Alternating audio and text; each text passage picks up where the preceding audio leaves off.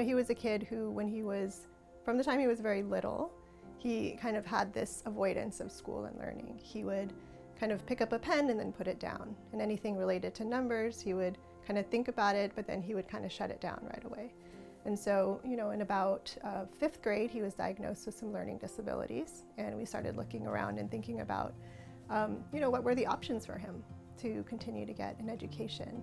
Finley has dyslexia, dysgraphia, and dyscalculia. To kind of know your child's in the right place for their learning. I think not just the education itself, right? Not just the reading and the writing, but really more confidence that he's going to be able to learn the things that he wants to learn in his lifetime and be able to engage in the world in a way that, you know, I think he's going to have way more opportunities now because of this foundation in education and really this openness to learning now that he didn't have before.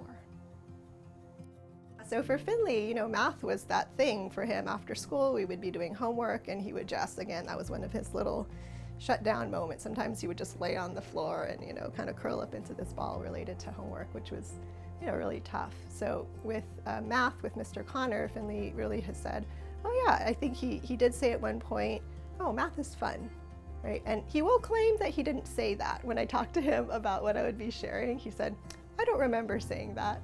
But I remember it because it's such a huge moment, right? When you have a kid who really, the math has been really challenging for him. And that moment, like, I tried to play it cool. I was like, oh, okay, yeah, what do you like about it, right? But, you know, that moment really stands out in my head because I would have never imagined that he would have said something like that he actually liked math. And, you know, I think Mr. Connor makes it fun.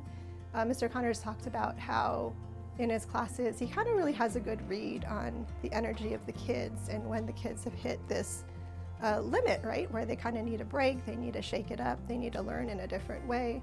And I think he does a really nice job of introducing different ways of keeping the kids engaged while still learning these math concepts. I always try to mix up math class so that it's not just every day sitting at a desk, that we can have some activities or games on later in the week on concepts that we, you know, start the week off learning. I like math and reading more than I did before. So, you know, when we found out that Finley was invited to join Assets, that was one of the things that we talked about was the finances of it and really the reality of knowing that we felt like this would be the best place for him, but also the financial commitment over not just 1 year, right, but several years. Was really, really huge. And so, you know, that stress and strain of being able to pay for something that you know is really, really great for your kid, it's you know, it's tough. I just want to say really thank you to the donors that have contributed. You know, it's not, I think, investing in not just a child, right, but this educational institution that really is so unique and so special, and to me really kind of embodies this spirit of meeting kids where they're at and really tailoring the needs of the learning environment to fit the child. And that's, you know, I feel like every child should have that, you know, educational opportunity, and we're really so fortunate that we have been able to have Finley have that experience.